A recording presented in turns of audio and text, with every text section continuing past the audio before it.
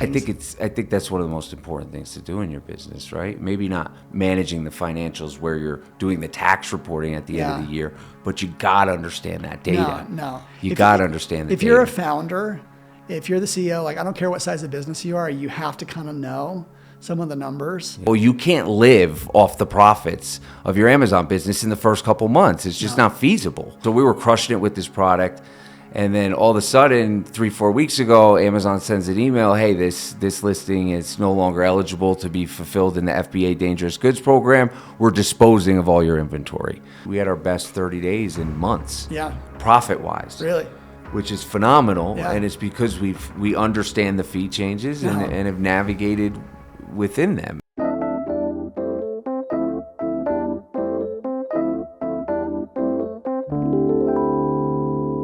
One, two, three. So I have with me someone who has sold actual hundreds of millions of dollars on Amazon. It's insane to see how great an Amazon selling business can be because it can scale. If you can hit 10 million, you can hit 100 million. I guarantee you, I've seen it in my business. I've seen it in Eric's business. I'm so excited to have to jump in. I've got a lot of questions prepared that I know are going to kind of change the way that you think of like what the top end of this business could be, the good, the bad. We're just going to be real for just for this conversation. So Eric, hey, thanks for coming, across the nation.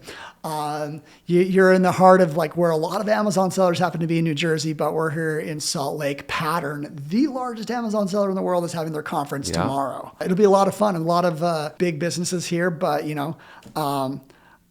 we met first in 2019. Did you have any idea in 2019, like what you were going to end up doing for the next few years? No, I absolutely had no idea. Even in 2019, I didn't think the Amazon business would grow to the size it was. Yeah. I had no intention of building. I think last year they grew like 60 billion in revenue. Yeah. Like that's huge. It's massive. For them, it's actually only like 10%. Yeah. It's not 10% for them is like the size of like 5 TikToks. Yeah, which is crazy to think about. Yeah. But no, when we first met, it might even been 2018 when we first met. Could have been. I think it was 2019. Yeah.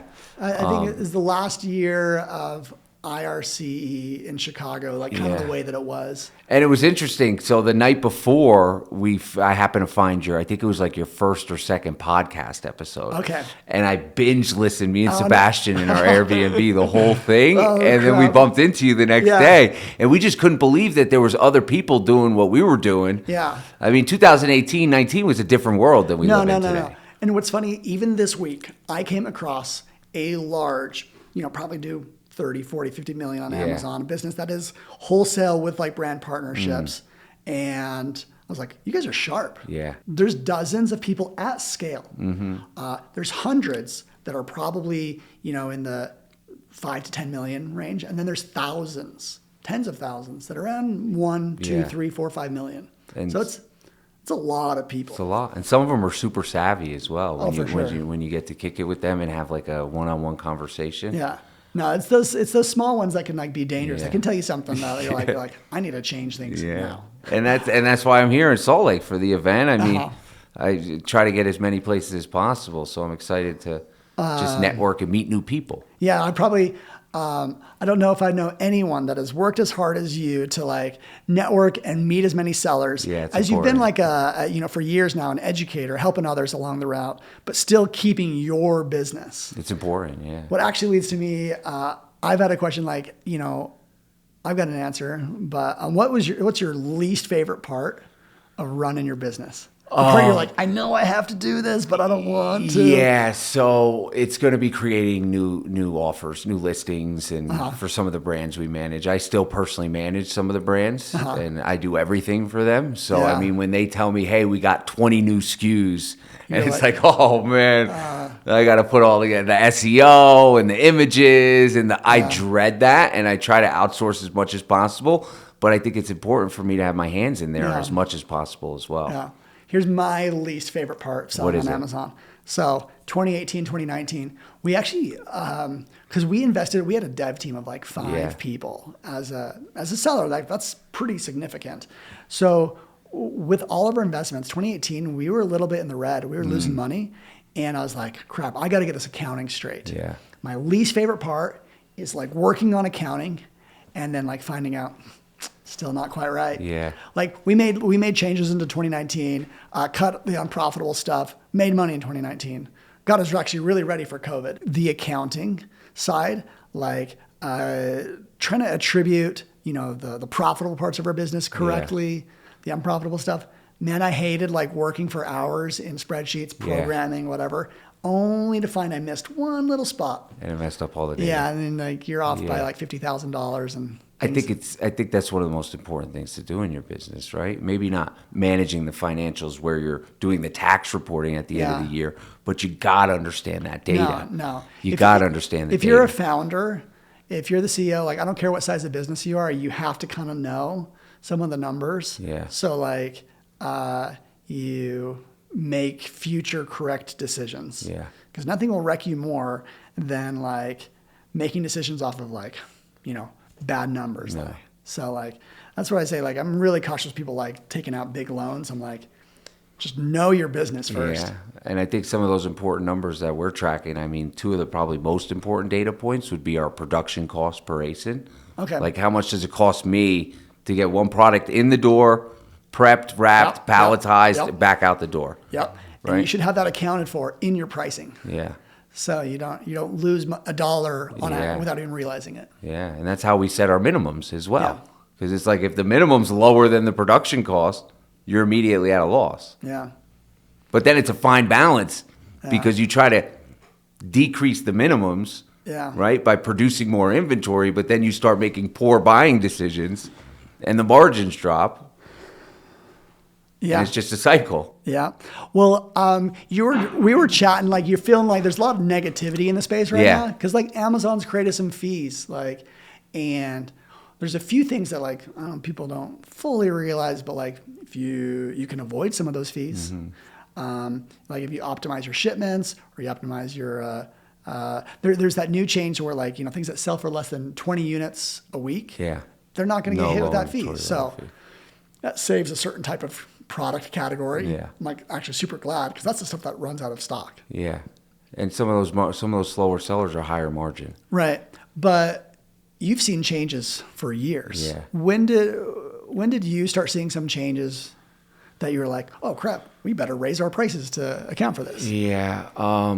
I would say now recently more than ever. Really? Yeah. This change. Yeah. Obviously there's a change every February when they increase the fulfillment fees, but we've been dealing with those for a decade, so it's nothing new.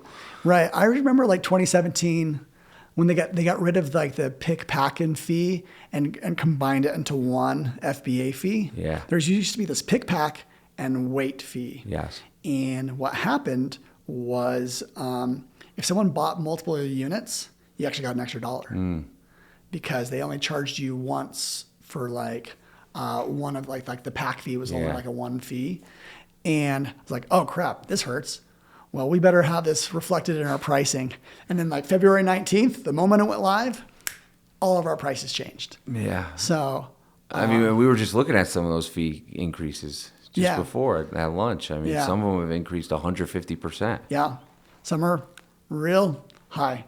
Yeah. And then there's like then there's the program changes, but like you feel like there's like a negativity around. I agree. I don't have a negative bone in my body, so I see every change in Amazon as a positive change, right? And it's just how you handle it and how you understand it and execute and change within your own infrastructure to navigate around it. I mean, because if you can work around it, and that doesn't mean avoiding it because you can't avoid it, right? But managing your business to where you can thrive even with the fee because it's universal. Yeah. It affects you the same way it affects me. Exactly. So it's like I see it as an opportunity. Right.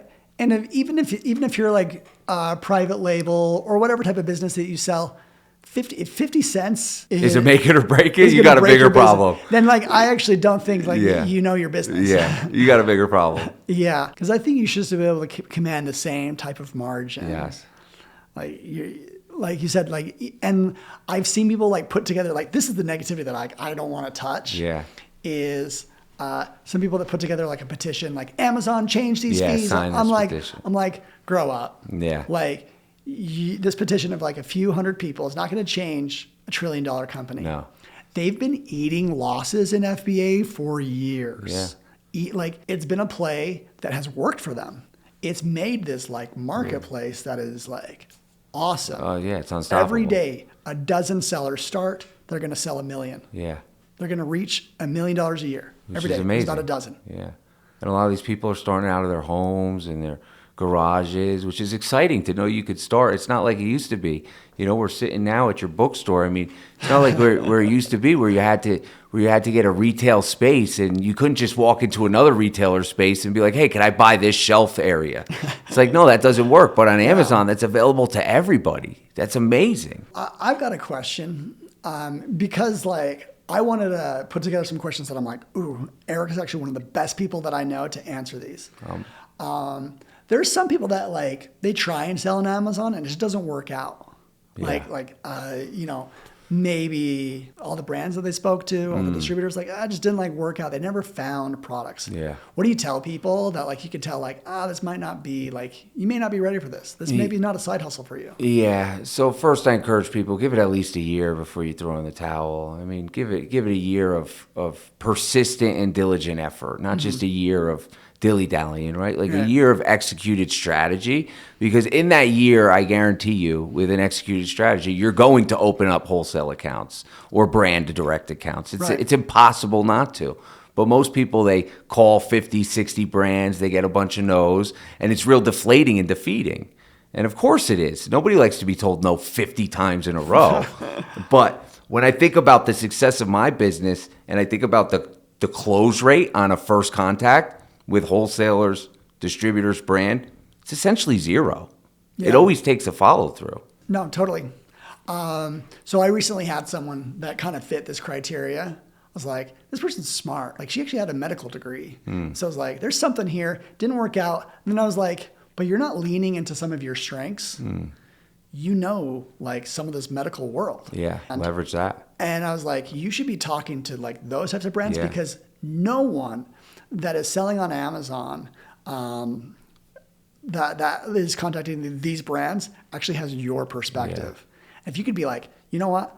I know the pain point of your customers, and I also know like this Amazon channel. That's a different conversation. Position yourself as the expert, especially when you know the lingo and the vocabulary, and you can kind of show someone that, hey, I understand what I'm talking about, and I also understand Amazon. And for her, I'm like, you could actually start in wholesale, and like, but like, you know, you probably can move into private label pretty quickly because like you just have a closeness to that problem, and I guarantee you those brands don't really know much about Amazon. So it's interesting. It's, you know, to hear like there's challenges in the business, no question. 100%.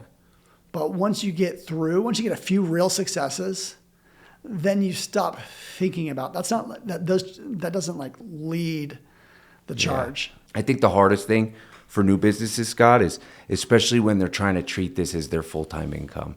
Like it's best when you're just getting started to preferably have a 9-to-5 or a side hustle that you're already making income from, because when you start and you're trying to pull money out of the business immediately, it's so tough to grow. And a lot of people start like that. They're like, hey, I lost my job 3 months ago. I want to go all in on Amazon. I got $7,000. It's like, all right, well, you can't live off the profits of your Amazon business in the first couple months. It's just not feasible. No. You know, so people kind of go into it with the wrong mindset and not enough just 9-to-5 or financial backing to sustain them long enough to see that growth. On this, I know the size of seller that you are, that you've had some expensive mistakes. Oh, yes. Tell me about some of them. Like what's some of your big losses? So we actually just had one about 3-4 weeks ago. It was a hazmat product. This isn't the worst, but this is the most current. It was a hazmat product that we were selling for a year, crushing it. I mean, top 10 SKU for us for an entire year. Hazmat can be squeaky good. Yeah, very, very lucrative. Yeah. Because most people are restricted, especially if they're newer. So we were crushing it with this product. And then all of a sudden, 3-4 weeks ago, Amazon sends an email, hey, this listing is no longer eligible to be fulfilled in the FBA Dangerous Goods program. We're disposing of all your inventory. I got like 1,200 units in stock at maybe $10 a unit. So that's 12 grand there. The disposal fees, another 6 grand. They charge you for the disposal? Yeah, they charge you for the disposal. And then we prepped everything, shipped everything to Amazon. Buyers had to buy it. I mean, you're talking $25,000, $30,000 in losses. And they emailed us and they said that there was an incorrect SDS, safety data sheet, submitted in June, and they overlooked it. They basically admitted their fault.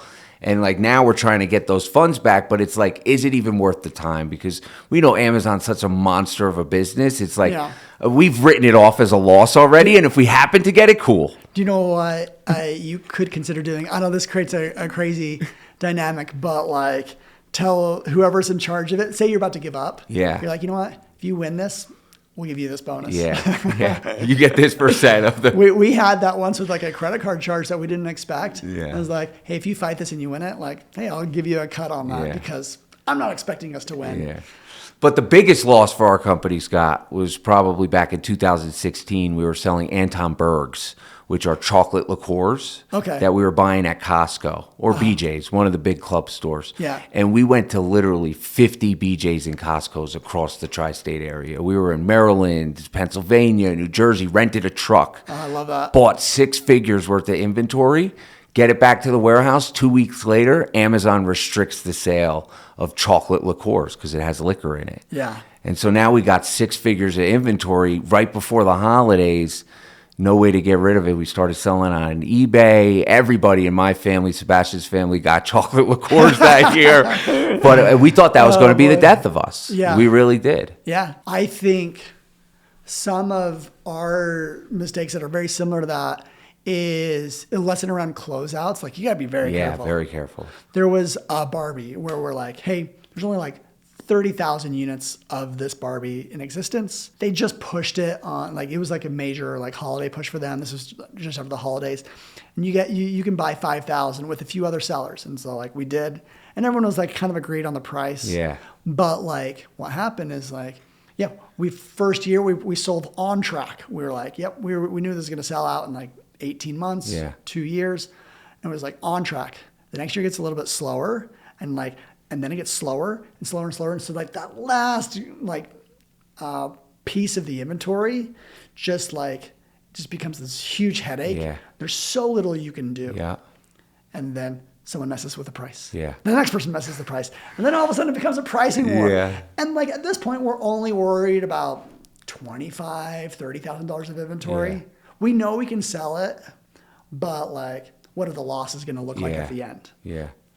And so just like knowing that like the end of life inventory, like just be very conservative in like the ways that like it can like go bad. Like, is this like a 18-month buy? I'd be very cautious. Yeah. If this is like a 3-month, like if it sells like this for the next 3 months, like probably you're much all right. safer. And then like ask questions about what are the other sellers? Yeah. Like, am I jumping on this listing? Like, is someone going to like take And how much inventory did they get? Yeah. Because if I got 18 months and they got 36, it's like this listing's going to be $10 less in a couple months. I actually think people were fairly patient. I think that was this Barbie was, I think it was number 5 in toys for a while. And I think what can help that, and we do it in our business, is kind of not getting greedy in the tail end of a deal. Yeah. Right? Analyzing the profitability of the deal as a whole and being like, all right, even if we sell these last 500 units, 1,000 units at a break even, the whole deal was still very profitable. How much window of inventory will you look for? 3 months, 6 months, 12 months? Yeah, so typical wholesale deals with back data, like historical data of where we've sold it already. I mean, typically most aggressive for us is 3 months. Prefer not to go. But if it's brand direct, we will go more aggressive, up to 6 months. Okay. That's not too long, though. Yeah. No, I mean, anything more than that, it's like Amazon's like Bitcoin. I mean, the price is up and down, up and down, up and down. And if you don't got that exclusive, you got to worry about all the other sellers. Yeah. So I'm not willing to dish out, tens of thousands, if not hundreds of thousands for a not guarantee. Similar to this, these are probably like buying decisions. Have you ever had a big technical mistake? Yes, 100%. We bought 55-gallon drums filled with like de-icer, and the FBA fees were incorrect. So we lost like $600 a unit technicality of the incorrect FBA fees. Did you get that one reimbursed? I mean, like, did it get fixed, or like, did you buy it with the wrong information? We bought it with the wrong information. Okay. Yeah, I have had, the other end where like Amazon got it wrong. And they were like clipping us like $30, $40 a unit, and you can get those reimbursed. Yeah, reimbursed. Yeah. That's a good one to find. Yeah. And actually, to close the loop, I remember in 2019 when we spoke, we were talking about reimbursements a little bit. Yes. And then you said something that jogged my mind. It's like, I'm going to try again. Yeah. And we got a few $1,000s off of an FBA fee change. Nice. I think every seller should integrate with a reimbursement software. I mean, it's a no-brainer. Yeah, you have to do something. And like, it's nice to like just have the problem done. Yeah. Because it's a very tedious process. We tried building it in-house, and I know you built even a software to do it in-house. What's funny is like I built it in-house, and then I sold that company. I'm like half tempted to build it again. Because because the business is like it's such a good service that everyone kind of needs an answer to. You do. If you don't, and it's tedious. Yeah, it's a very intense process to do individually, and you'd never be able to really catch it all. I'm trying to think like the technical mistakes that we have had. You're saying technical, like Amazon makes a mistake? Just like numbers. I got one for you. Or like mispricing, not getting, maybe your program like spits out something like that, like you made a bad decision. Amazon one time, and I'm sure you've had this happen as well, they put like 1,000 units of inventory into our storefront. And we didn't buy the inventory. We never shipped the inventory. And over the years, they've lost thousands of units. So we didn't say anything, and we sold through the entire inventory, and that was it. I mean, there was never any additional communication, nothing. We just sold out all the inventory and kept the proceeds and moved on. Did they come back? No, there was no, I mean, there was no conversation. I actually think, like, that's happened to us a lot. Yeah. Too. Like, we've gotten some stuff, I'm like, this is not ours. This is not ours, yeah. Some of it happened to us in Canada, where I'm like, we were like looking into it. Like, we would sell through like the remote fulfillment program. Yeah. And then I'm like, I don't know why I spent so much time like investigating that. But it was fun. Like, I liked seeing this country, like, different marketplace arbitrage. And then we'd get like some like products. I'm like, that's not us. Yeah. How did we get that? Like, it got returned, and like Amazon just kind of gifts inventory. But I mean, the same way they gift, they take. Of course. So it's even. It's an even split the way I see it. Yeah, but just being aware that it can happen is kind of an interesting thing. 100%. So I wonder how often that happens, and like who the likely recipients are. Like, how does Amazon choose? Do they like? Does it help to be a bigger seller to get like that? I don't know, but I know it's a product we never sold before. So it's not like they saw it in our, or I guess we had to have a SKU, but it wasn't like a product that we sold a lot of it. Like it wasn't. We had a bunch of paddle boards sent to our warehouse. As returns? Yeah, someone else's returns. Yeah, that's happened to us too. And we like contacted them. Yeah. And they're like, I'll just keep them. Yeah, we did the same thing. We got like 400 bidets. Okay. Like, where you install them on your toilet, like an at-home bidet. Yeah. And we contacted the company, and they're like, we don't want them. Just do whatever. Yeah, it gets tricky. Yeah. Actually, this was these stories, like, they just go on, but each one is just so interesting. It's just like funny to talk about. The elf on the shelf? Yes. Someone returned to us. It was someone else's returns. I think it was Caspian. It was Mensch on a Bench, which is like the Jewish version of Elf on the Shelf. And it was like this book and box and everything. And like, it was fun to sell that through. I think we reached out to them, and they're out of business now. So. Yeah. In fact, they were a huge arbitrage opportunity, or even a wholesale opportunity when they like closed doors. That maybe this day, like some of those brands, like people scooped them up. Yeah. Actually, this other seller that I just spoke to this last week, he did. They're like, as soon as they went out, he just hit up all of their brands. I mean, it makes sense. It's an opportunity. Yeah. Smart guy. I wish I did that. When I use Smart Scout to look at a seller, seeing like someone like go out of business like that, man, is that like just like it's like a Christmas tree of like opportunity. And they were big too. Yeah, they weren't small guys. Yeah. They were huge. I think their peak, they were doing over $100 million a year, but also at their peak, man, they were stupid. they would buy inventory against Amazon, like lots of it. Yeah. And of course, they eventually have to like fire sell it. They would just like burn money. So what was it? You think their buying team just inexperience or? Yeah, across the board. Which is super important. I mean, they have all sorts of challenges. One, they were acquired, and I think they acquire like, probably some of the brain drain left, and just There's made a disconnect. Yeah. It's tough when you get acquired, keeping the same infrastructure and. Yeah. Because it's all new people. It's a challenge. It needs to be done correctly. And like the buyers can ruin your business faster than anyone. Yeah, the buyer's the most important role.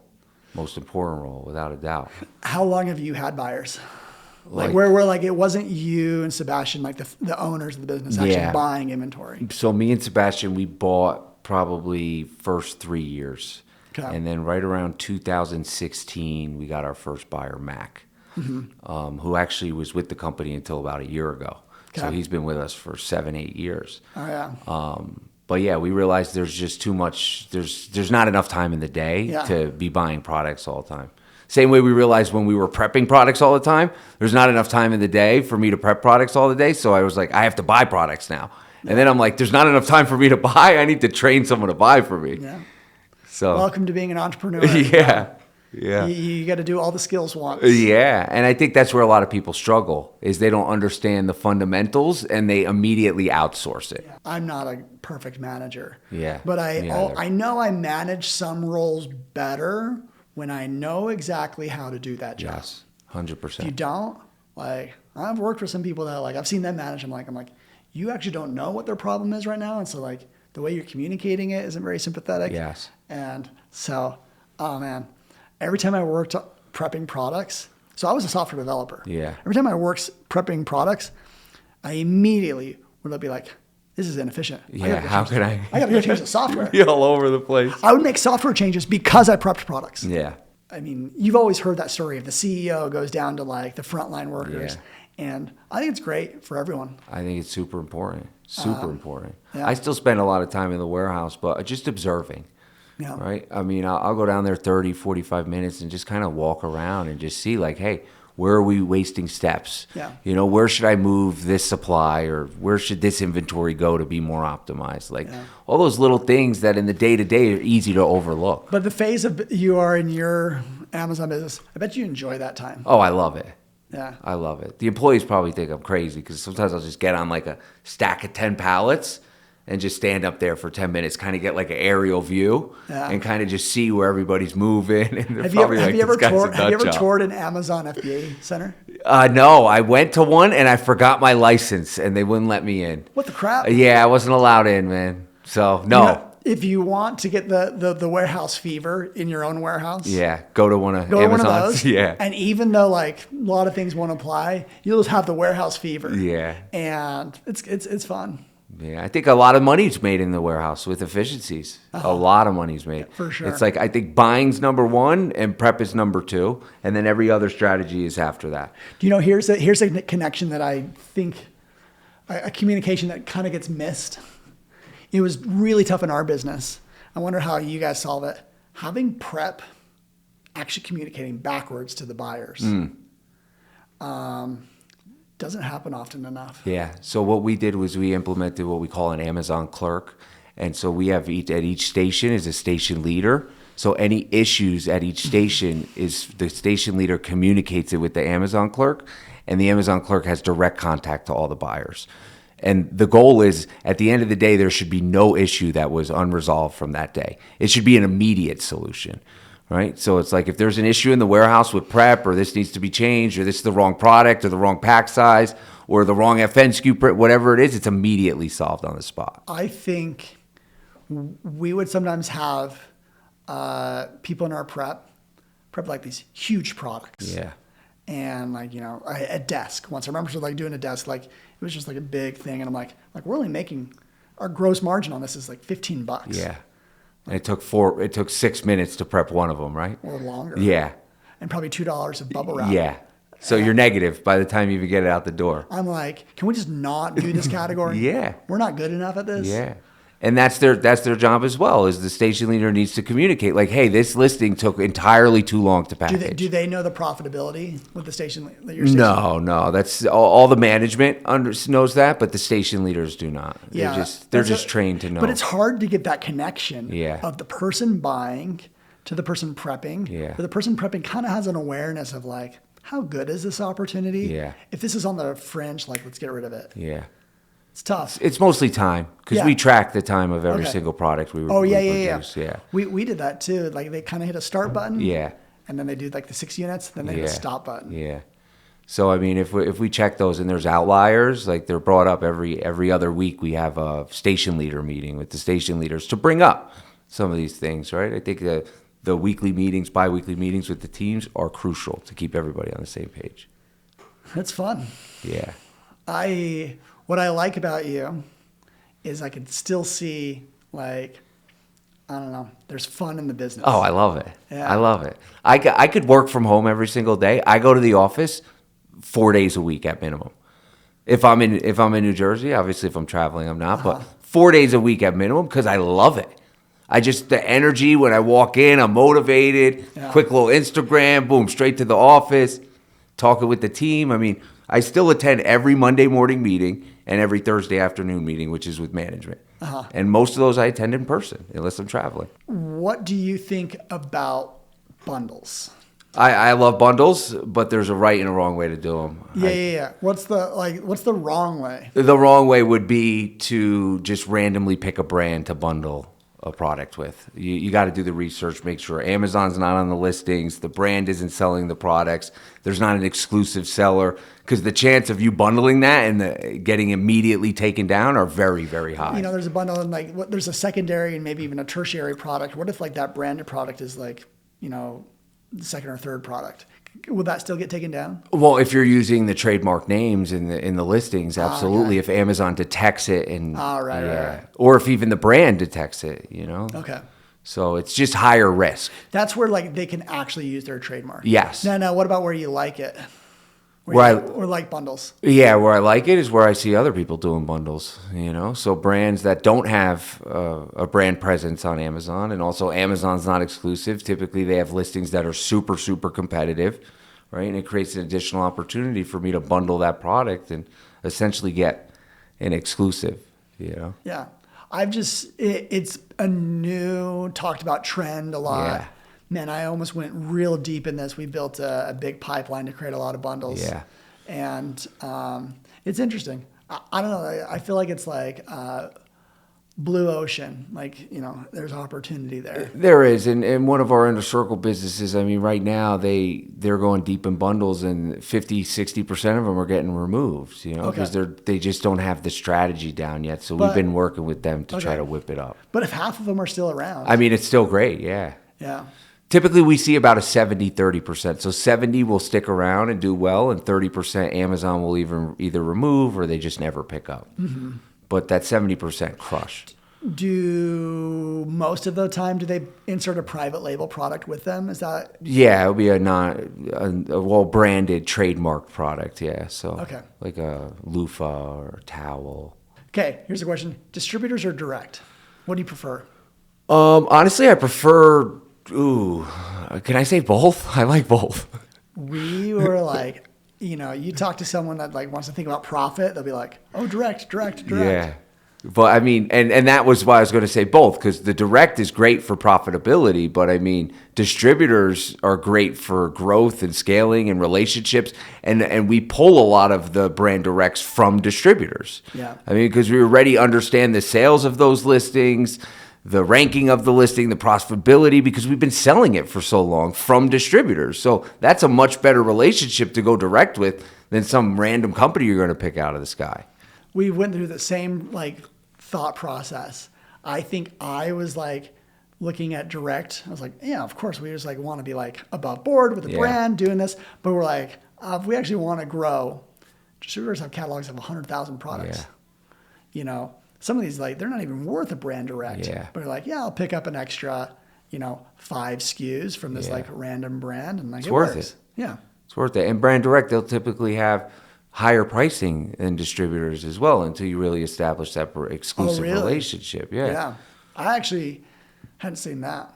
Because the way the supply chain works is like, let's say you own a brand, right? Yeah. And you produce whatever, 100,000 units, and you need to now distribute those units. So you call up all the national distributors, and they say, okay, I'll take 20,000, I'll take 20,000, I'll take 20,000.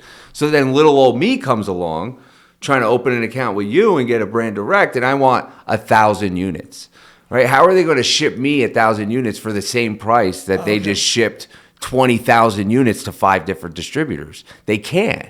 So my price will typically be higher than the distributor pricing. I never thought about that. Yeah. Of course. That makes sense. But I just, Yeah. What category do you like? What's your favorite category? Our deepest category is grocery by far. Oh, that's right. Yeah. So, I mean, I love it. Also, it's not a category, but I like some of the category, or I guess, what would they be called? Like hazmat, oversized. Those aren't categories, but those are, I guess, tiers or storage types. Yeah. Storage types, maybe. Yeah, oversized. Those are underrated. Those are very different. Yeah. Oversized, it could get tough. Yeah. You got to have higher minimums, for purchasing, like your profit minimums. Yeah. Like if your minimum for standard items is $2.50, you can't buy oversized at a $2.50 minimum. I mean, there's no margin left. Yeah. Because they're more expensive and they're heavier and bulkier to ship. And now it's not even oversized. It's what? Large, bulky. And I'm still going to call it it's oversized. Bulky. I'm going to call it oversized. Oversized. I'm going to be the old guy for a little while. Oversized forever, yeah. Give me another year. Yeah. And then they'll change it again. Yeah. Oh, man, I'd love to be in the room when they debated that one. What I hate about oversized is your mistakes hurt more. Yeah. They're painful. A removal order on even 20 units of a large product, I mean, it could be hundreds of dollars. But then, the space it eats in your warehouse, because, we don't like to store anything. No. But we will a little bit here and there. You're like, sure, why not? Let's just wait till next season. Yeah. And oversized, those mistakes hurt more. 100%. It's interesting that you like hazmat.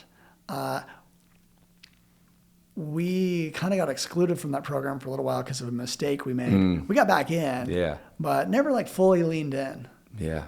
And for anybody listening too, a great way to get expedited into hazmat is to list some hazmat products FBM, right? Because you kind of build that trust with Amazon. Amazon, is all about trust with sellers and that established relationship and making sure you're legit. So we found that when you list offers FBM, because that wait list for hazmat, it can be, I've seen sellers take over a year to get approved. Okay.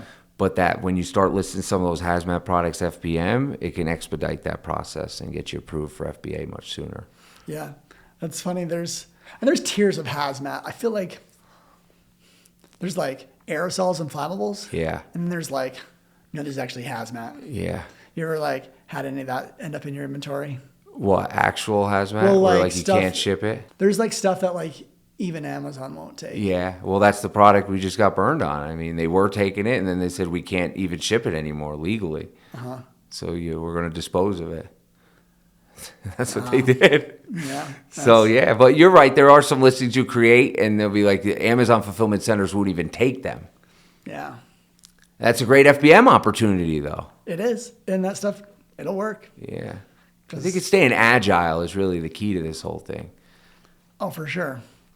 I look at one of my biggest mistakes was my second year. After spend a year programming, improving our processes.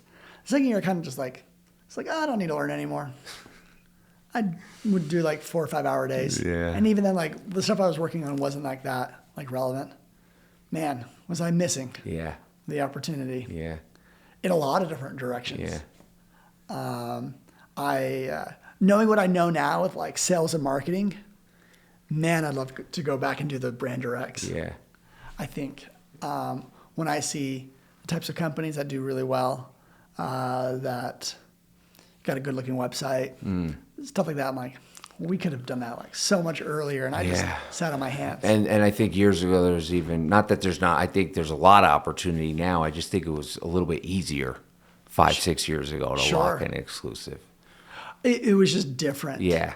It's what's easy is, this year, it's actually easier to peel a brand direct from someone else. Yes. because the brand knows the game. Yeah. You know, like it's a different conversation. It's like you're not telling them about Amazon. You're telling them why we're good. Yeah. Whereas like 8 years ago, you had to educate You on were, that. yeah. You were You're telling like, them. hey, there's this thing called Amazon. Yeah. You're moving $1 million a year on this. You don't even know it. Yeah. Like FBA. Yeah. And yeah, it was complicated. Whereas now, sometimes it actually gets a little bit simpler. People understand Amazon. They do, but I think there's still a lack of understanding as well, and people are scared to get, to relinquish control to one person. I think that's the biggest hurdle, is to like, oh, well, why? Well, right now there's 7-8 people selling it, and I sell it, and it's like, why? Why you? What would that? And it's like, well, we can have expired inventory, return rates, listing optimization, all of those things to help build the brand. I'm with you. There's all the reasons, and that's why it's Brand Direct is growing, and I have to I find myself literally 2 weeks ago, I got brought in some investor. They're looking at this accelerator space. Mm-hmm. Usually they call pattern and accelerator. Yeah. People that buy inventory, and agencies hate them. Yeah. And so this investment company was like, tell us, is this a real category? Do people like this? And they're like, because these agencies, they say oh, it's going away, no this. And then they're but when we talk to brands, they actually find it very compelling. Yeah. They someone buys the inventory up front. Yeah. Someone Owns it. Yeah. Someone manages it, takes that risk, manages the Amazon part at the inventory level, and they have a stake in it. Yeah. And I mean, so it is very compelling. It's a win-win, I think, It's for basically a good brand direct is like an agency on top of an inventory management and a financing opportunity because you get the cash up front. Yeah. Which a lot of these distributors, I mean, they got 60, 90-day terms. So some even 6-month terms. So you're waiting for that money, but you sell it to me as your brand exclusive partner, 30 days, I'm cool with that, Yeah. I mean, once 30 days, I've probably had 10 days of selling that, 15 days. Yeah. There's no question that we looked at the top 10,000 Amazon sellers, and about 30% of them, I mean, there's a lot of Chinese sellers in that mix. There's a lot of US sellers, but about 3,000 of them, so 30% of the top Amazon sellers, they look like wholesale. Yeah. They sell multiple brands. Yeah. So it's pretty crazy. Yeah. That this category is still strong as ever. Booming. And it's not going anywhere. Patterns grown to do over $1 billion in revenue. Yeah, which is wild. I'm super excited about this. And people can peel away from Pattern. They're not invincible. Yeah. Nobody is. Yeah. And people make mistakes. I mean, especially when you're that large and you're managing hundreds of brands, it's very easy for one of those brands to fall to the wayside. Yeah. So I think there's peaks and valleys of how I felt about wholesale into the future. There's sometimes I'm super bullish on it. Sometimes I'm this IP stuff, I don't know. Yeah. And then I see what Pattern does, and then what when I went to AMC United and there's a lot of successful large wholesalers, I was wow, this is a fun, good business. Yeah. And into the future, I really think this brand direct, it's not going away. I don't think so either. There's times I thought maybe it would, but now you hear about just the cash up front, no more inventory risk. Yeah, and I mean, brands are good at building brands. Yeah. And most brands, especially when they're newer and they're just hitting that maybe $1 million a year in Amazon sales, I mean, there's a big difference between $1 million a year business and a $5 and then $10 million a year business. Especially for a brand. Yeah. And it changes your entire infrastructure. And if you're packaging, labeling, and shipping all that yourself, I mean, it's a lot of work. Yeah. So it's focus on growing the brand. I'll focus, or building new SKUs, I'll focus on growing the brand on Amazon. Yeah. Because that's what you're good at. You got a great brand already. Create some new SKUs, maybe new packaging updates, whatever you need to do. I'll do everything else. What's your favorite place to find brands? Smart Scout. Oh, shoot. No. But what about No, probably my favorite place is in person at trade shows. Yeah. That's my favorite place. Smart Scout would be number 2. Okay. Still doing it. Yeah, 100%. Yeah, we'll be at Sweets and Snacks next week. I mean, we're everywhere. I love that. Yeah. We've hit trade shows hard this year. Yeah. And I think even year one, I think it was break even for us. Yeah. But I know that like the impressions, like they count, you know? I mean, that human interaction is super important because Yeah. let's say there's 5 people connecting with the same brand and you've had that human connection, you know, and you had that 10-minute conversation. I mean, the chances are greatly Built a increased. little bit of trust. Yes, the chances are greatly increased for you. And people they just want to stay behind the computers though, laptop warriors, which is cool. But once you hit scale, you know, and you want to do millions of dollars a year, tens of millions, you can't. You got to get out of there. You got to. It's important. I won't name drop them, but I know like an accelerator who like, you know, they get close to a brand. They're out there in Orange County. And so for like Expo West, they took them all to Disneyland. And it's like, am I going to work with this like Joe Schmo? Yeah. That like sent me an I'm email? going to take the guy who took me to Like, Disneyland. this guy was Disneyland. Guess what? We had a great time. Yeah. And guess what? We talked business while we were in line. Like, there's just like, when it comes to like sales, man, it's like sales like a skill It's a skill. and building trust. And so I think a lot of people like shortcut it and think you can. I mean, next time someone's having a conversation with a brand, or next time you're having a conversation with a brand, like ask them what their favorite sports team are. Yeah. And then send them tickets to go to that game for their whole family. You know? Seriously. Yeah. Like, Oh, 'cause- I've heard this one tactic, like you send someone like one Gucci shoe, like the left shoe. Yeah. And they're like, hey, to get the other shoe, you got to jump on a call with me. Yeah. That's great. I love that. I would start doing that. Yeah. Oh, there's some fun stuff. We throw on a lot of events for Smart Scout. And guess what? 90% of the people in that room, they're not in market. Yeah. We're not going to like win them right there. They're Yeah. not like ready to like, maybe they're not in the growth mode of their business. But it takes a lot of points But of like- contact. But like when they are, They're going to remember we'll be you. there. Yes. Like we'll be different. Exactly. So People overlook that, the Yeah. importance of establishing that Yeah. presence. there's a lot of different ways. Like we talked about trade shows, but man, there's overseas distributors. There's so many Yeah. different ways, so many different people to like talk to, make connections with. Yeah. And referrals, too, have been great for us. I Really? mean, because once you're established and you get a few brands under your belt, you now have essentially a pitch deck of success stories and case studies of proof of concept, right? And now those brands are super happy, so they're telling their friends about how Eric or Scott changed the game for them. And so now you're getting referrals, and also you have their data to back new potential relationships. I love it.